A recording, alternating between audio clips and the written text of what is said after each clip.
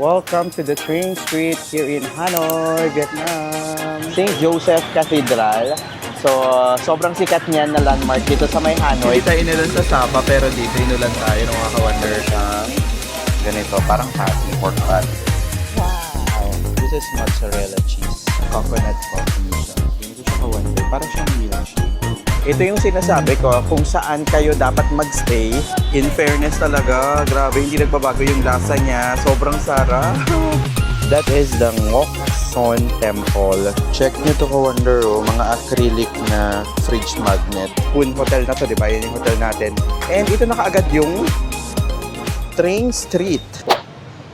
Good morning mga ka-wonder from Hanoi, Vietnam! So this is our first episode dito sa may Hanoi and it's currently 9 a.m. and ang sarap ng naging tulog ko last night. Bali, yung room tour natin, ng first room natin dito sa may Hanoi, Vietnam is napakita ko dun sa last episode ng Sapa Vietnam natin. Sobrang na-inlove ako sa Sapa Vietnam mga ka-wonder. Parang dapat 4 days lang ako dun eh. Pero napa-extend pa ako ng 2 nights pa. So finally, nandito na tayo sa may Hanoi, Vietnam. So sobrang excited ako kasi second time natin sa may Hanoi. Kaya wow, na-miss ko yung vibe dito na ang daming mga motor, sobrang busy, sobrang ingay, ang daming building, ang daming mga motor. This is Hanoi, Vietnam. So, weather ngayon is parang mga Baguio weather siya. Mas mainit dito kaysa sa may Sapa kasi yon mas mataas yung Sapa. Pero dito, malamig, may parang Tagaytay level pala siya, parang ganon. So, upon checking sa weather app, check natin Ayan, it's 18 degrees Celsius. Ayan. So, ang highest is 20 and lowest is 15. Today is January 31, 2026. Sobrang haba naging January, no? Na para bang yung buong January, yun na yung 2026. Pwede ka na mag-recap ng, and with that, your 2026. Ang haba talaga.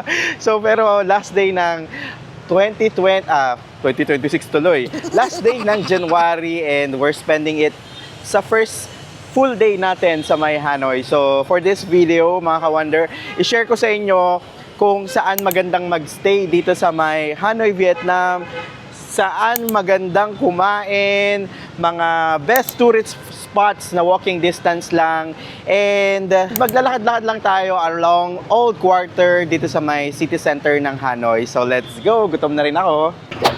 Okay, so first time nating tatawid ulit dito at ang daming mga motor. So ang rule nila dito is just no stopping. Ganun daw. Ganun ang galawan dito. Wow! Na-miss ko talaga ang Hanoi. Grabe. Na para bang nakakatakot mag-vlog pero dapat daw lakasan mo yung loob mo para makatawid ka. Look at this! Sobrang busy, no, mga ka-wonder.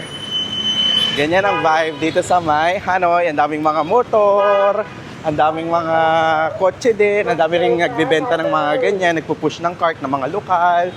Mga iba nagsa-sightseeing lang dyan sa taas, nagko-coffee. And ganito sila, tatambay lang sila dyan. Nakaupo sila sa tabi, ganyan, sa mga maliliit na chairs. I miss Hanoi, Vietnam. Talaga, ganyan-ganyan lang siya. Nakapark lang po sila sa tabi-tabi, yung mga motor nila. And sobrang busy. Woo! Grabe, na-miss kita, Hanoi. Since hindi pa tayo nagbe-breakfast, syempre, kailangan natin kumain and masasarap po ang pagkain dito sa Vietnam and napakamura kaya kakain po tayo ng pinaka-famous nila na banh mi. So, yung banh mi is yung English term niya is parang mixed bread. So, para siyang yung ano tawag doon, yung mahabang bread na yung ginagamit sa footlong. Tapos, nilalagyan nila ng kung anong mga flavors nila dito. Like ham, depende sa inyo. Egg, mga gulay-gulay nila, ganyan. So, yung unang pupuntahan nating kainan is sobrang famous dito sa may Hanoi, Vietnam. Ayan, so kwentuhan na lang muna tayo. Alam niyo mga ka-wonder, share ko lang yung experience ko sa Sapa. Sobrang na-inlove ako sa Sapa. Sabi ko nga, di ba, napa-extend ako ng 2 nights pa doon. Well, ganun talaga ang pag-travel. Pinramis ko kasi talaga sa sarili ko this time na kapag gusto ko yung vibe, ganun, Tapos marami pa akong hindi na e-explore doon sa place na yon. Mag-extend talaga ako. Parang gusto ko this year kasi talaga mag-slow travel. So, personal preference ko yun Pero kung kayo, wag niyo pong i-judge yung mga tao na nag-jump pack ng itinerary, yung mga tao na gusto nila parang ang daming mapuntahan sa isang lugar. Well, we have to understand them na hindi naman lahat tayo may luxury ng time or maraming time sa buhay. Like, kunwari, corporate sila, so konti lang yung leave nila. So, you have to understand na susulitin talaga nila yung bakasyon nila. So, don't judge yung mga tao na kunwari, sa isang araw, talagang gigising ng 6 a.m. tapos uuwi ng pinakagabi, ganun. Tapos pa-party pa sa gabi. Huwag nyo silang i-judge kasi yun nga yung type ng pagta-travel nila eh. Depende po yan. Tapos huwag nyo rin i-judge kung kunwari, walang itinerary, walang ganap. Huwag nyo rin pong i-judge. Eh, kanya-kanya po yan eh.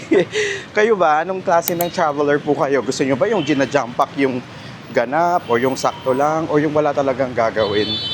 Comment nyo nga sa baba para pag-usapan natin. Tapos, alam nyo, pet peeve ko talaga sa pagta-travel, yung mga kasamang nagta-travel pala, yung mga naririnig ko. Yung kapag sinasabi nilang, ay, wag mo nang puntahan yan, kasi tourist trap yan. Ay, masasayang lang yung pera mo dyan, ganun, kaya wag mong puntahan yan. Ayun, yun yung mga kinakainisan kong mga travelers. Kasi, alam mo yun, wag mo namang i-invalidate yung, alam mo yun, gusto nga niyang pumunta doon eh. Tapos, sabihan mo, wag kang pumunta dyan, wag kang pumunta dyan. O ikaw bang nagbayad, gano'n. Anyway, andito na tayo, malapit na tayo. Ito, famous to, Ka-Wonder Pho 10. Michelin guide yan na masarap ang pho. So, tignan nyo naman, mahaba ang pila. So, meaning, masarap. So, malapit na tayo dun sa banh mi place na kakainan natin. Popular na. Wow. So, dito na tayo mga Ka-Wonder. Banh mi mama. Pero sobrang haba ng pila. Look at that. Hi, Ka-Wonder. So, here's our banh mi. And hindi na po tayo natuloy doon na kumain sa may banh mi mama. Kasi sobrang haba ng pila. Pero ito yung mga menu nila doon para kung may idea, magka-idea kayo. Pero itong kinainan natin is just right beside ng banh mi mama. So, katabi niya lang talaga. So, at least dito nakaupo pa tayo. Ang ganda pa ng vibe. Tapos, yung nasa harapan natin ngayon is the St. Joseph Cathedral. So, sobrang sikat niyan na landmark dito sa may Hanoi kasi parang ito yung parang sign or early sign ng Christianity dito sa may Hanoi. So, kaya marami rin pumupunta dito and puntahan niyo siya. Ang ganda rin nung labas niya. Also, papasukin natin mamaya. Pwede naman pumasok. Pero kain na muna tayo. Dito lang sa tabi-tabi, ang mga napapansin natin dito, ito yung mga vibe nila dito. Upo lang kayo sa maliliit na mesa, may upuan, sightseeing, ganyan. Tapos may mga parang ganito, Ka-Wonder, yung dumaan sa harapan natin. Pwede kayong sumakay dyan. Tapos itutour kayo sa may area ng Old Quarter. And medyo nagdi-drizzle ngayon. Yun nga yung vibe. Parang iba rin yung vibe kapag ganito na maulan-ulan, ganyan. Tapos grabe talaga, sobrang magulo siya in a way na maganda, parang ganon. So, tara, habang mainit pa yung banh mi natin, kainin na natin. Ganito siya, hinati na siya in half. So, isa pa lang, I think good for 2 na siya. Itong banh mi pala natin is 50,000 Vietnamese dong. Depende sa laman eh. Yung iba merong nag-start 30,000 lang, yung iba 40,000. Depende talaga siya. This one is yung bestseller nila na chicken honey. Tapos umorder tayo ng passion fruit. This is 40,000 Vietnamese dong. Masasarap yung mga juice nila dito kasi totoong ano talaga, extract siya sa juice.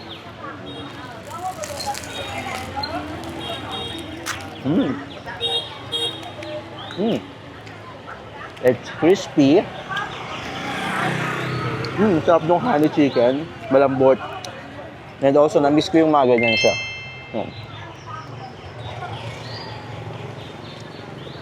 Meron siyang pipino, may mga dahon-dahon from Vietnam. Kaya sobrang sarap niya.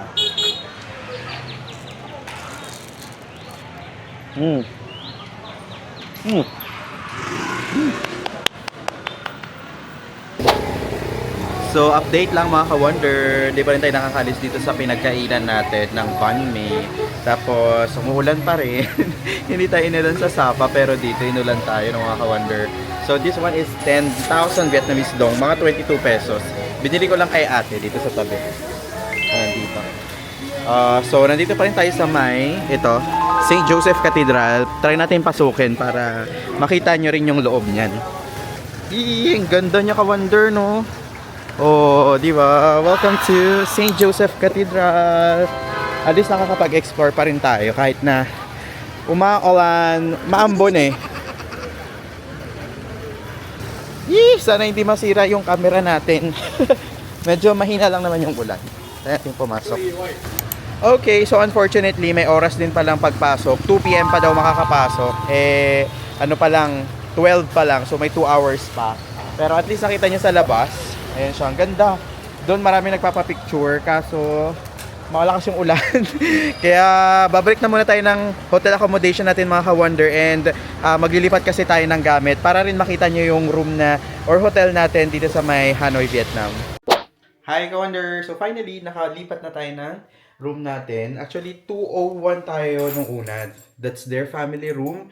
And ngayon, 202 na po tayo. So, ang pangalan ng hotel natin is The Spoon Hotel. So, ito mismo yan. Binook ko to sa Agoda. So, yung first room natin, pakita ko yan sa picture. Ito po. Family room siya. Pero itong room natin ngayon is their standard room.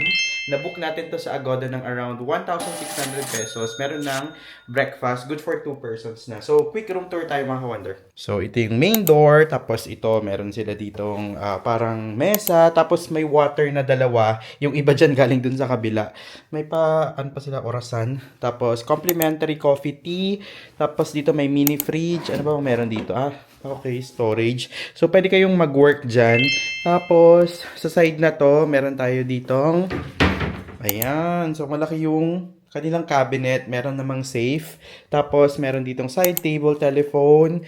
Tapos, ito na yung pinakakama natin. In fairness kasi yung kama dun sa kabila, na-try ko na ng one night. So, masasabi ko, malambot ang kanilang kama. Try na natin ito. Oh, malambot din to. Oo, same lang. Tapos dito may TV. Tapos may bintana mga ka-wonder. Pero tong bintana nila is sa hallway yan. So, yun lang ang downside niya. Nasa hallway. Tapos, dito naman sa side na to, medyo marami na akong gamit dyan. May luggage rack. May mga sleepers din na provided. And ito yung kanilang toilet. Oh, in fairness, malawak ang kanilang toilet sa Hanoi standard ha. Meron tayo ditong lavatory, yan yung water closet, may provided na toothpaste, toothbrush, tapos meron din namang hair blower, tapos ito yung pinaka shower area. Ang galing. Tapos may clean towels din naman. Tapos ang door niya is sliding door. Tapos ito na yung view kapag dito kayo tumayo sa may toilet area. Oh, in fairness naman, maganda yung location kasi nito, kaya rin binook ko. Nasa may old quarter area lang siya. So kapag nasa Hanoi kayo, make sure na i-book nyo yung hotel nyo sa may old quarter area. Hanap kayo ng hotel na malapit dito. Yung old quarter area kasi nandito yung mga kainan, mga famous landmarks, mga shoppingan, like yung One Kem Lake, ayan, yung mga malapit dyan, nasa old quarter yan. So nabook natin to ng 1,600 plus.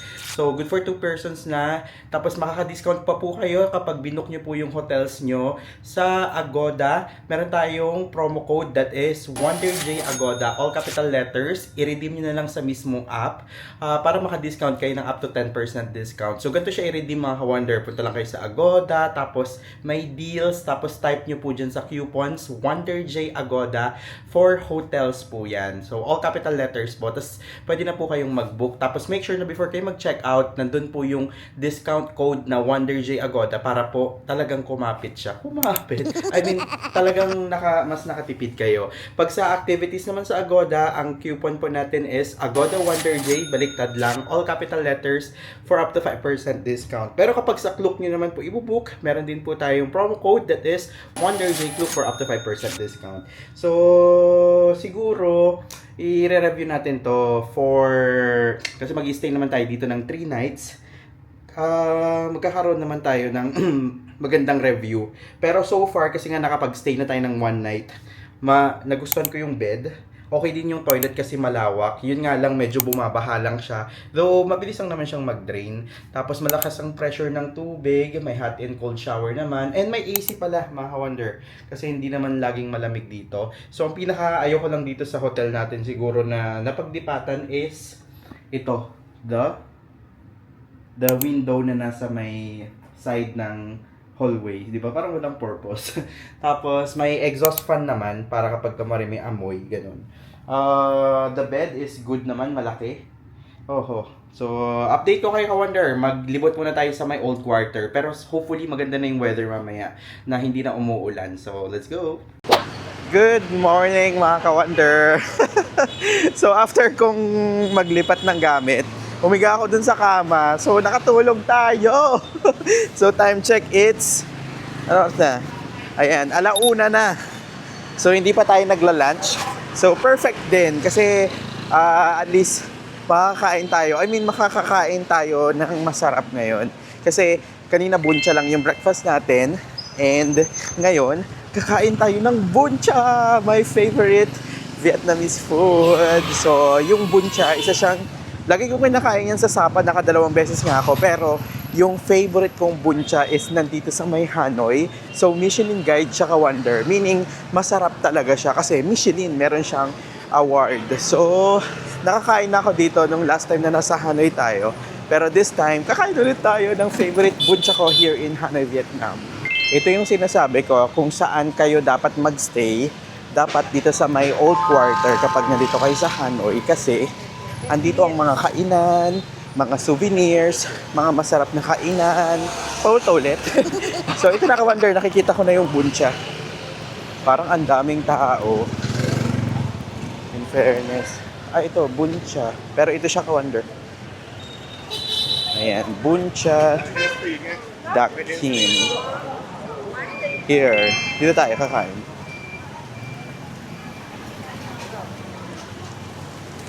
Ayan, nakasulat. Number 1 since 1966. Okay. Thank you. Ayan o, yung spring rolls nila, masarap din dito Ka-Wonder. Tapos yung buncha, syempre. Ganyan yung itsura niya. First time kong aakit sa taas. Akala nyo, hindi sila jump pack sila. Ayan. So, third floor pala sila. So, for sharing tayo dito. Ayan, ito yung menu nila Ka-Wonder. So, ito yung pinaka bestseller nila. 120 Vietnamese dong na siya. Ayan, buncha. Tapos may drinks din sila na in-offer. So, pero yung ganito nila, yung fried sea crab, masarap din kasi yan, nasa 25,000 Vietnamese dong. Pero yung set menu nila nasa 120,000 Vietnamese dong. Ayan, so ito na yung ating buncha mga Ka-Wonder. So, meron siyang ganito, parang patty, pork patty. Tapos meron siyang, ewan ko kung binalot sa, tong pork na to, sa dahon. Tapos sabaw siya. Tapos meron siyang mga, I think this is papaya. Tapos sinervan din tayo ng isang batch ng vegetables. Tapos meron pa tayong mga, dito, rice noodles. Tapos pwede nyo lagyan ng chili tsaka bawang. So may mga katabi tayo kasi sobrang jam-pack dito. So i-taste test na natin siya. Ganito siya kainin. Hinahalo nila tong, kung nakita nyo yung sa may natin. Ayan, lalagay siya dito.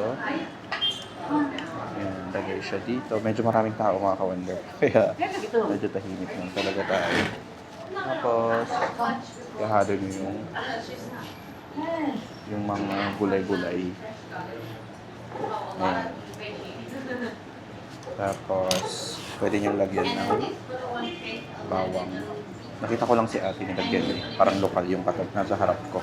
Tapos, sili. So, siya halo-halo nyo lang siya dyan. Okay, let's eat this.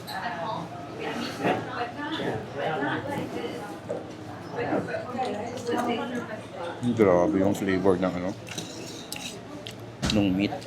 Para na siyang medyo matamis-tamis. Pero lasang-lasa mo yung niya pagka ihaw, yung di ba pag iniihaw may something na lasa siya. Medyo smoky ganyan. Medyo manamis yung soup niya. Pero panalo yung meat niya talaga. Tapos ihalo niyo siya sa yung pagsabay-sabay niyo lang siyang kainin.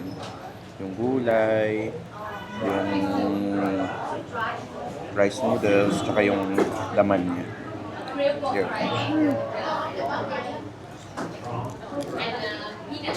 Mm.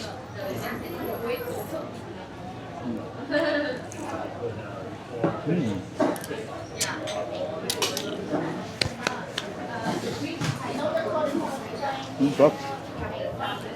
Okay, so tapos na tayo ka-wonder. Mabilisan lang talaga. Pagdating nyo, makakaupo naman kayo kasi ang dami nilang chairs. Pero mix-mix kasi siya. So pwede kayong pwede kayong magkakatabi or pwede ring hiwa-hiwalay. Or kamari solo kayo, pwede kayong maitabi sa iba. Ganun siya. Sa sobrang dami rin nilang customer. So ito mismo yung harapan nila. Look at this. So Michelin selected sila. Since 1966 pa sila. Wow. Pangalan niya ay Buncha Dakhin. In fairness talaga, grabe, hindi nagbabago yung lasa niya. Sobrang sarap. Sobrang nabusog din ako kasi nga heavy din yung rice noodles nila. Tapos healthy pa siya kasi nga meron pa tayong mga gulay-gulay. Medyo may mga part lang dun sa meat nila na siya, parang bacon kasi siya na mayroong mga taba-taba. So, yun, doble ingat na lang doon kasi kung maarte kayo sa mga taba-taba, yun, wag niyo lang kainin. Pero yung mga meatballs naman nila, tsaka yung ibang, meron silang parang patty na inihaw. Yun yung mga masasarap talaga, grabe. So, kainan niya yan dito sa may Hanoi, Vietnam. So, po ngayon, papunta naman na tayo ng One Kiem Lake. Ang ginagamit ko lang is Google Maps lang mga ka-wonder. And almost lahat naman dito sa may old quarter is walking distance lang. So, pansin ko dito sa may Vietnam, ang hahustler ng mga lokal, parang ang konti lang din ng mga yung namamalimos, yung mga, alam mo yung parang, ay parang masarap to. Natry ko na to the roti. Ay, ka-wonder. So, papunta na tayo ng One Kiem Lake, pero nadaanan natin to, the roti. Ayan, so order tayo nitong cheese mozzarella nila. Ito siya, ganyan yung itsura niya mga ka-wonder. Pero ganyan yung in-order ko, the cheese mozzarella. Available in chocolate matcha. Natikman ko na to last time na punta ko. Ayan, ang dami pa rin nila. Ay, dito pa rin sila, kaya masarap to dessert natin. So, dyan papunta yung One Kiem Lake. Tutumbukin na lang natin to ka-wonder, and dyan na yung One Kiem Lake. Sinasara nila to every weekend. Hindi ko sure kung dahil nata-timing lang ako pag pumupunta dito weekend. Pero pansin ko, every weekend, sinasara nila yung daan. Walang mga nakakapas na mga kotse, mga motor-motor lang. Share ko lang mga ka-wonder yung insight ko about sa Vietnam. Pansin ko sa mga local Vietnamese dito sa Vietnam, napaka-hustler nila. Meaning parang sobrang workaholic sila. Tapos almost lahat sila is nag-work. Kaya konti lang yung nakikita kong namamalimos, yung mga nasa kalye na naghihingi ng pera. Ganun, yun yung napansin ko talaga dito. Dahil siguro ang sisipag nilang lahat, kahit bata o matanda o hanggang marami din matanda talaga na nagwo-work pa. Ganun talaga, hindi sila yung namamalimos. Talagang nagwo-work sila. Kaya siguro din, alam mo yun, improving din yung bansa nila. Kasi sinusupport din sila. And also nga, maganda rin yung tourism. So kaya rin siguro din kumikita sila, kaya rin nagsisipag sila. So hopefully ganoon din yung mangyari sa Philippines na kumonti yung mga namamalimos, ganyan, bigyan ng trabaho yung mga namamalimos ng ganun. So anyways, kakadaldal ko. At dito na tayo ka-wonder. Here, welcome to One Kiem Lake. Ito na siya. Wow. And buti na lang is nawala yung ulan. Pero ito na siya ka-wonder. Yeah. Welcome to One Kiem Lake here in Hanoi, Vietnam. Ganda. Wow. Ganda. Walang nagbo-boating dito mga ka-wonder.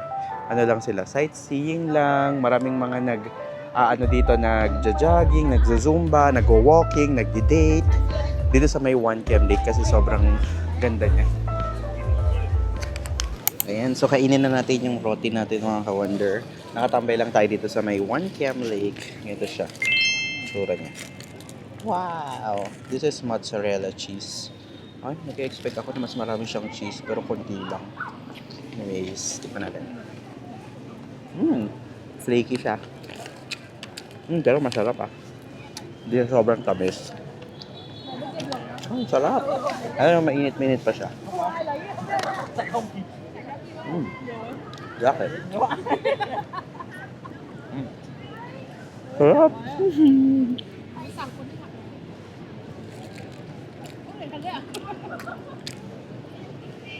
Dami.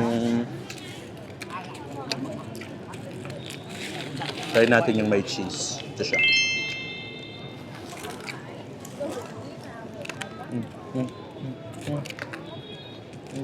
Yun yung cheese. Sarap. Nakikita ko ngayon, may mga sumasayaw, nag-walking, nagbebenta-benta, nagdi-date. Ganda dito pumunta. Ayun, so nakahanap tayo ng ledge dito or mga upuan na pwede nyo pagtambayan. Maraming ganito dito sa may around dito sa may 1KM Lake. And ito yung view natin. Nasa harap mismo natin ang 1KM Lake. Anyway, may nakikita ako dito. Here, zoom natin. So, yung nakikita nyo yan, parang may structure dyan. May bridge, tapos parang may temple dyan. That is the Ngoc Son Temple. So, may entrance fee nga lang dyan na 50,000 Vietnamese dong. Pero Chinese temple daw siya. Tapos, pwede kayong magdasal-dasal diyan sa loob niyan. Kung interested kayo, pwede kayong pumasok. So, ikutin nyo lang to. Diyan daan. Tapos, dun yung main entrance. Pero tayo dito na lang natin siya titignan. Pagmamasdan na lang natin. Pero tignan nyo, may mga nakakapuntang tao dun sa part na yun. No? Ay, no? Ang galing. Ang lawak din kasi nitong 1KM Lake hanggang doon pa yan mga ka-wonder. Paikot yan. Siguro tambay lang muna tayo dito. Pagmasdan lang natin. I-enjoy natin ang view. And ikot pa tayo. Okay, so next stop natin. Punta tayo ng Kong Cafe. Ayan, Kong Cafe. Dito lang yan sa Manu 1KM Lake. So sikat ang Kong Cafe sa kanilang mga drinks, coffee, ganyan. So, itatry natin yung coconut coffee nila. Here. Ayan. Kong Cafe. So, ito yung kanila menu. Hello.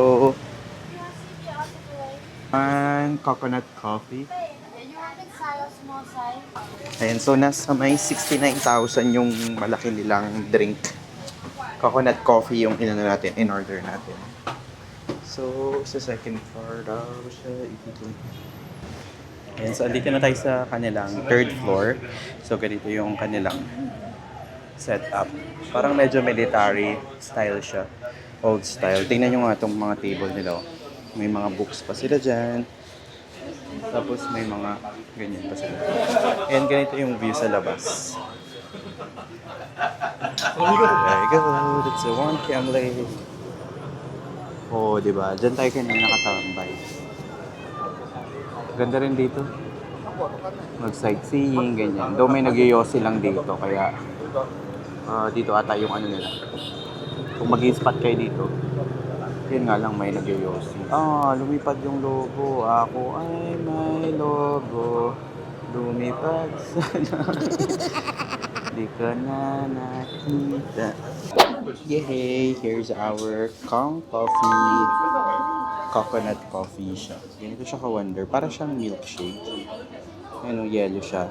Tapos coconut, tapos may coffee siya. So, alam niyo ba kung bakit yung dito sa Vietnam is sikat yung mga egg coffee, coconut coffee, or parang may alternative silang ginawa for the coffee.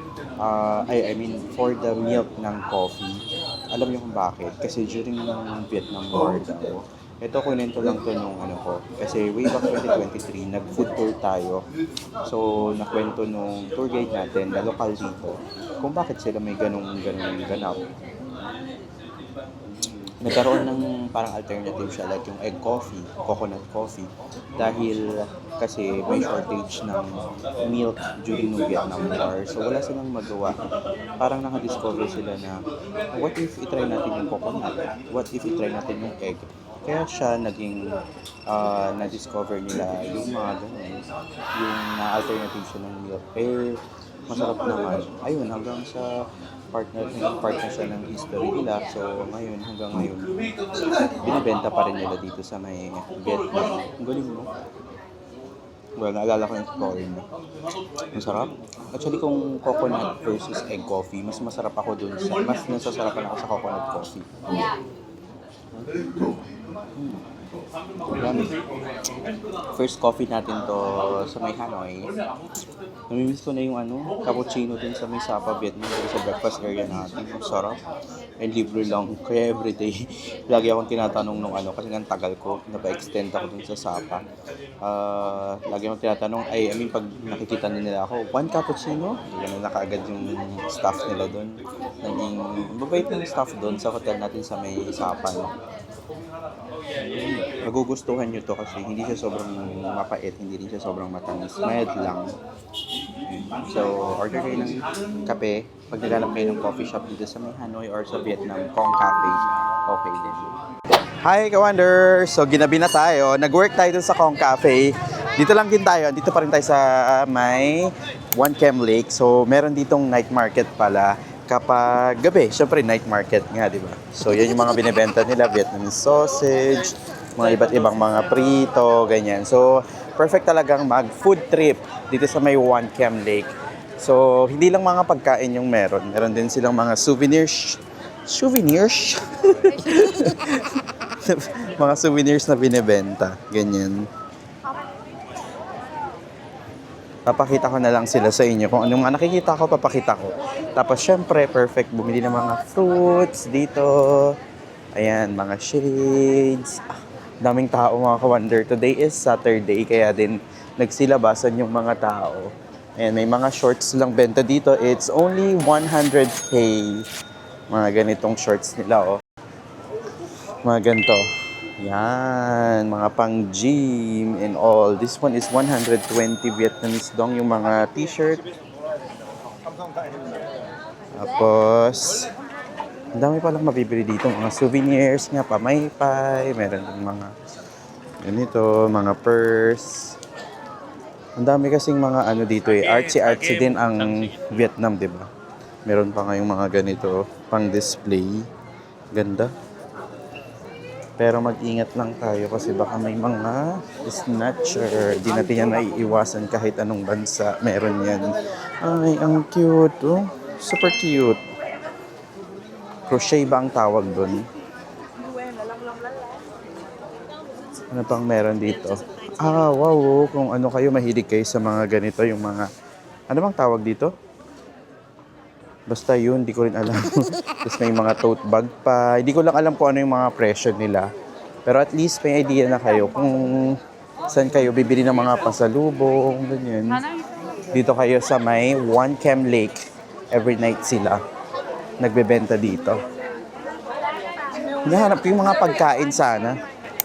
Check nyo to, ka-wonder, oh. Mga acrylic na fridge magnet. 70,000 dong. Ang cute. Alis to, hindi siya metal. Ganda. May mga ibang designs eh. Tapos may mga ibang benta pa siya. Ganda. 70. Mga ganito, yung parang pang design siya sa mga coffee shop or sa kwarto nyo, ganyan. Ganda. Alam nyo, ang pinaka-tip lang talaga kapag sa mga night market na ganito. Actually, kahit sa night market, make sure na kapag sinabi nila, kunwari kanina, may socks doon, yung mga medyas, nagbebenta siya, parang sabi niya 150, ganun. Tapos, sabi ko, kaya ba ng 120? Tapos sabi niya, bumili ka daw ako ng dalawa, tapos doon daw kami mag-usap ng discount. Tapos nung aalis na ako, sabi niya, yeah, okay, 120, ganun. O diba, parang ganun talaga siya. Dapat mag-haggle talaga kayo kapag andito kayo sa night market kasi yung totoong presyo niya is siguro minsan half lang, ganun. Yung iba hindi marunong mag-haggle, doon siya naloloko. Pero alam naman natin yan, mga Pinoy naman tayo, kaya alam ko naman na magagaling kayong mag-haggle. Pero yun nga, huwag kayong mahiyang mag-ask for the discount or mas mababang price dito sa may mga night market nila dito sa Vietnam. Kasi meron pa talagang ibababa yun. Bola-bolahin nyo lang sila.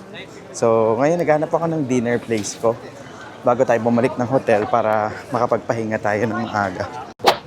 Tomorrow, mga ka-wonder, nag-book ako sa Kuluk na ang Halong Bay Tour ko. Yan, isa yan sa mga pinaka-famous na cruise or day tour dito sa from Hanoi.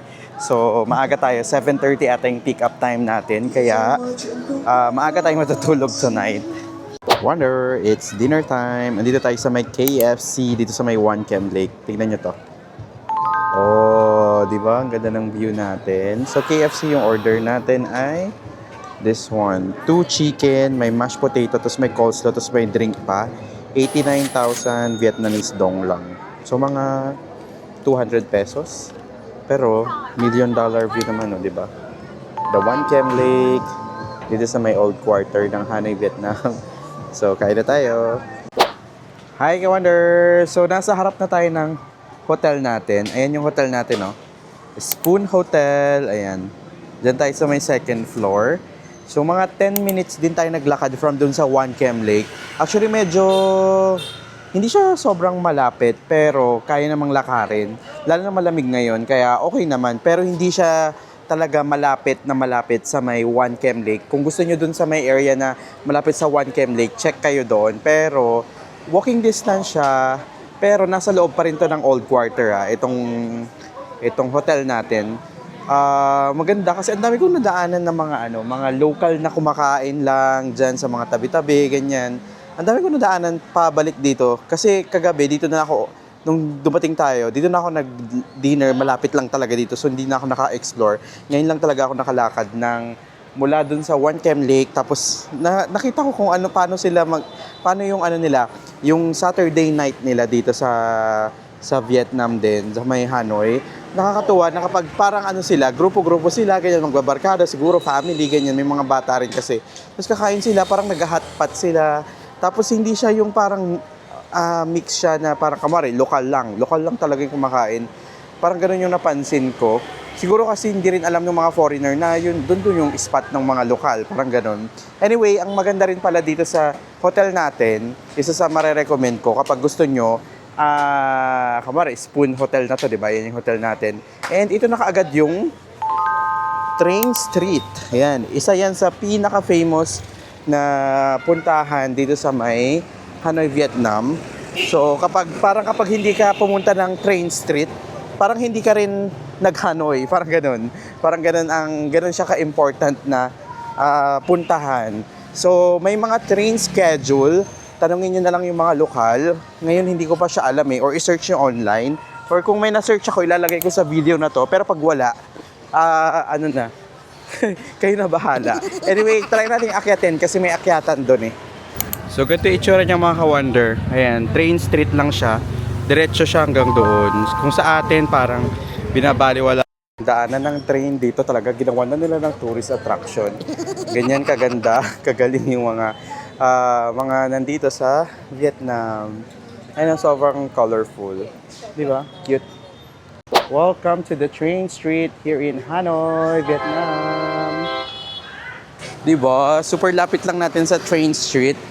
Tapos kanina may pansin ako doon, may mga nag-aabang doon sa mismong entrance na parang tinasabi niya coffee ganon. Tapos yung nasa harapan ko, sila yung naanuhan. So sabi niya coffee parang ganon. Parang required kasi na bibili ka ng coffee before ka mag-picture or mag-video ganyan doon.